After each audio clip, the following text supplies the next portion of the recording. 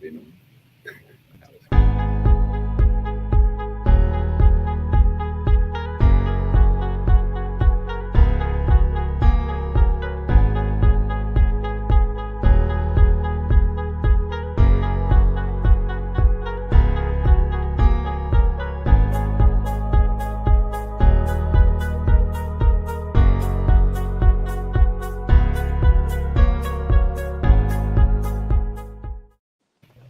Welcome back, everyone, to another Eat Speak podcast, the most delicious podcast in the Metroplex. I'm Bud Kennedy. And Steve Wilson. You know, it is Valentine's weekend, and after that, it's springtime, Mardi Gras season, National Margarita Day, and we have new restaurants to talk about. I can't believe this. I don't think I've ever seen this before, but there is a restaurant that's going to have its grand opening on Valentine's Day. So with us today from Firebirds Wood-Fired Grill, North Carolina steak and beef and grill chain that's opening in the Alliance area. We have Chef Steve Sturm on the right and Stephen Loftus. So I'm surrounded by Steve. Now, tell us about why you're opening this place on Valentine's Day. Well, what better time to celebrate with new people in a new market? So from a restaurant operation standpoint, it's a lot of two tops. So execution wise, it's pretty easy for us because you're able to accommodate them pretty easily.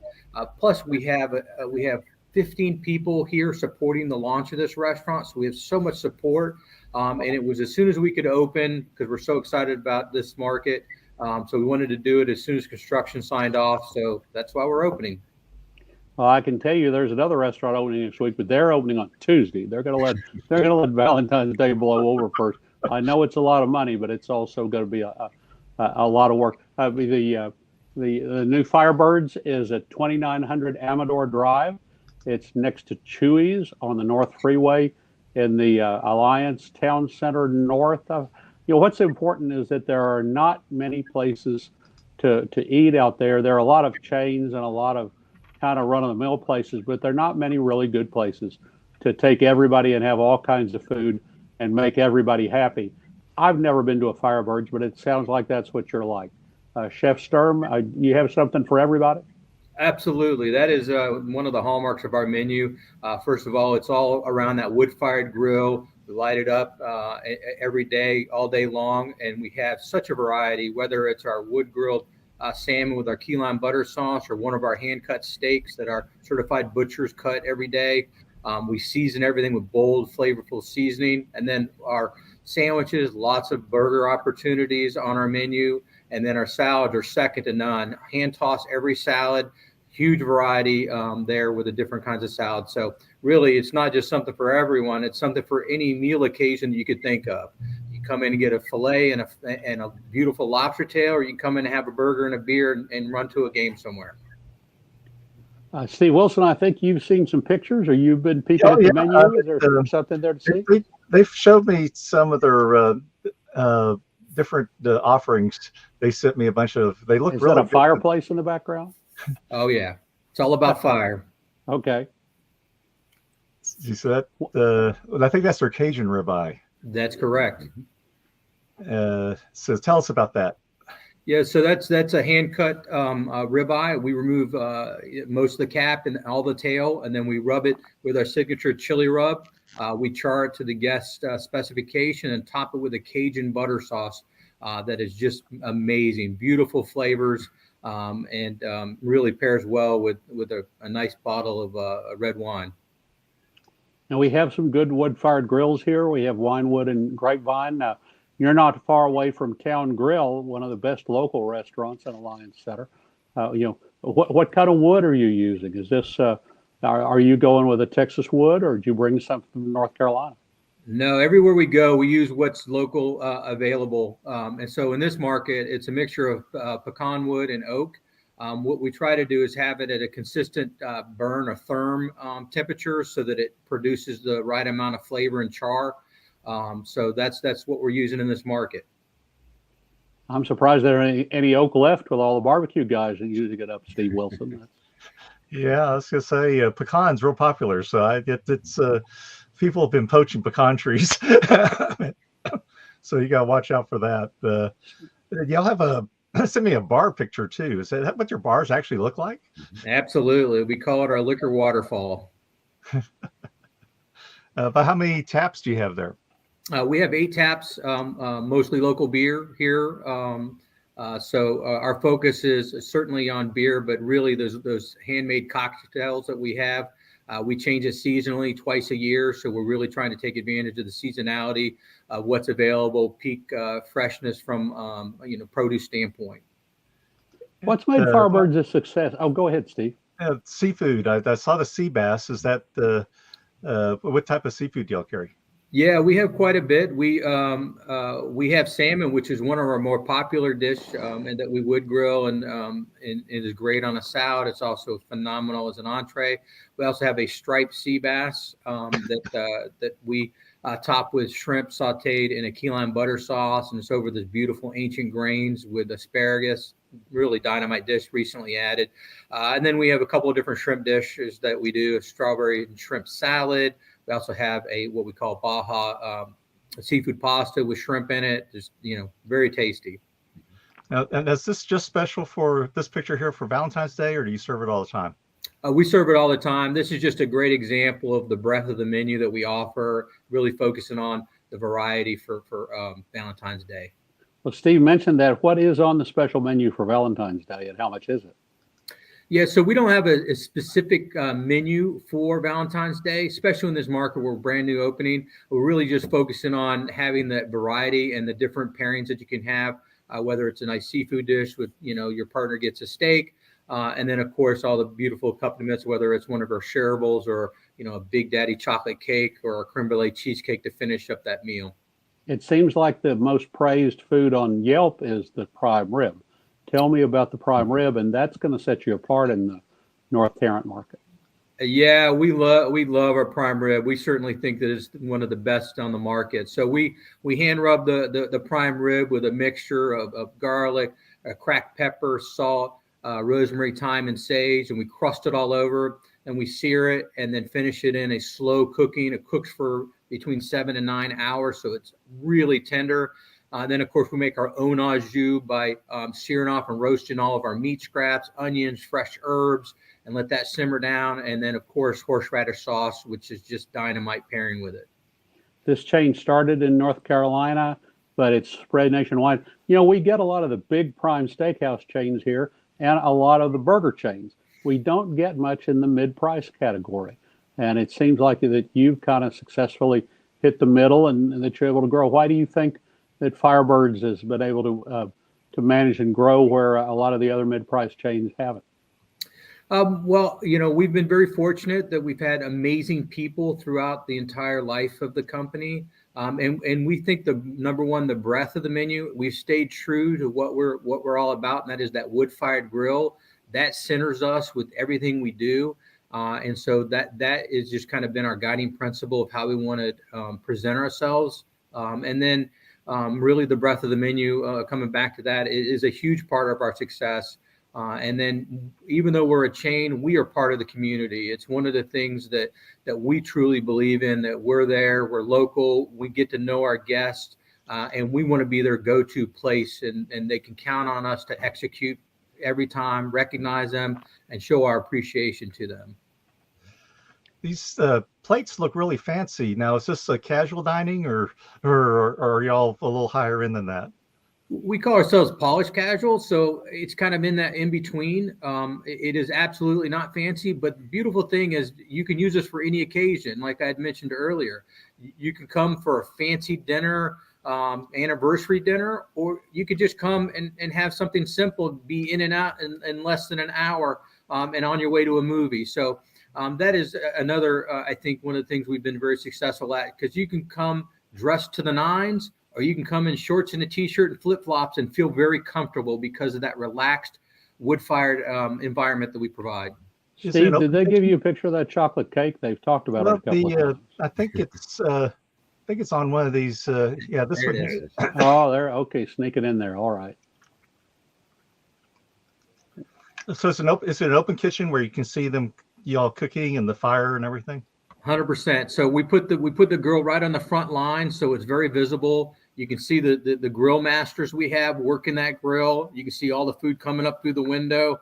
It's part of the show. It's food in the show, and it's all part of that experience that we're really trying to communicate the craftness of the food. We make all the food in house. We prep it every day. We butcher every day, and then we're preparing it from scratch when you order it. So a lot of care is taken into making sure that we're making it right and providing that elevated dining experience for our guests.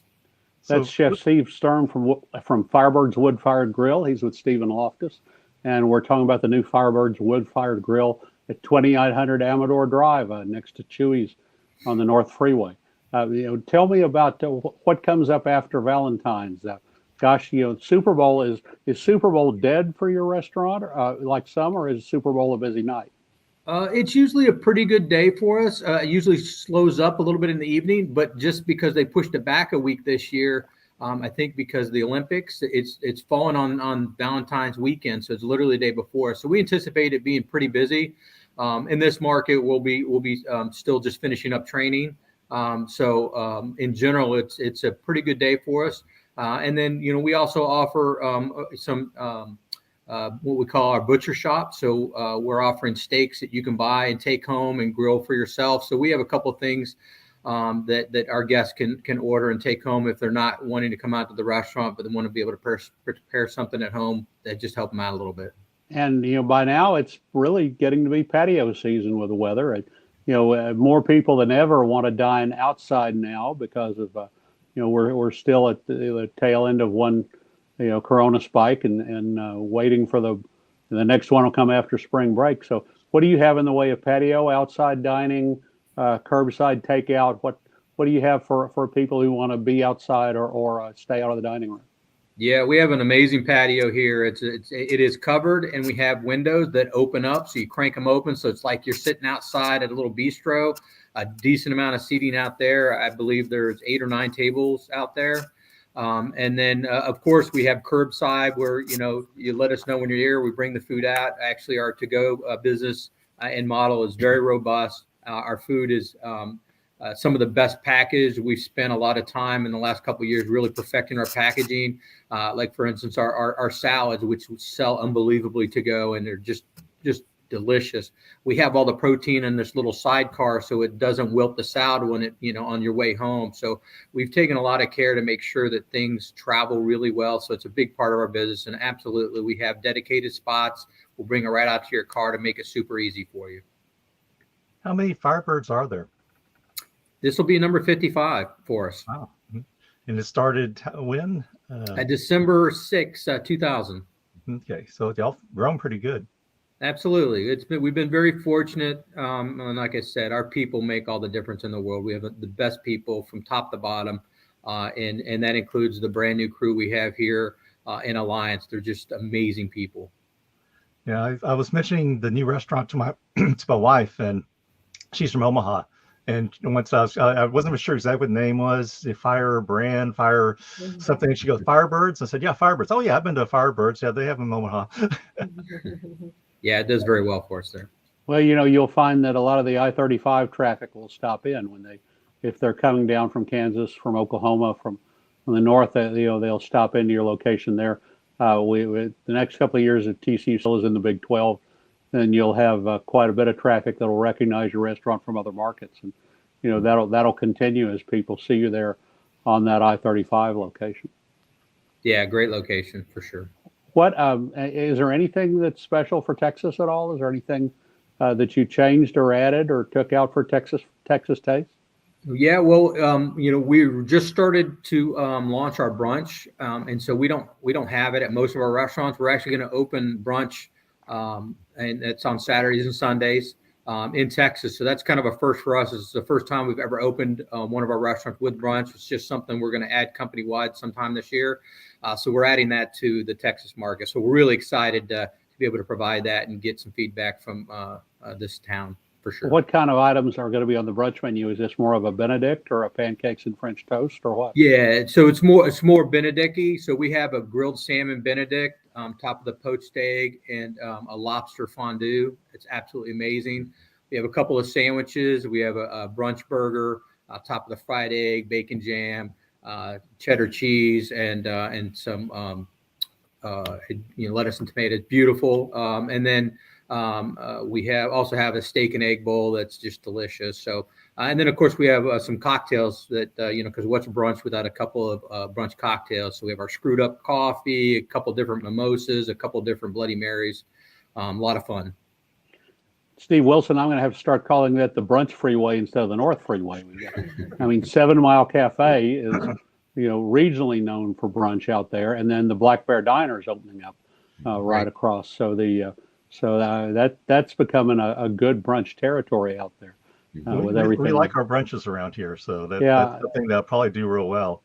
So people are going to ask you for biscuits. I should warn you. So what's your big seller? At your restaurants? So in general, it depends on the category you're talking about. As from an entree standpoint, our wood grilled salmon is in our top always, just unbelievably well.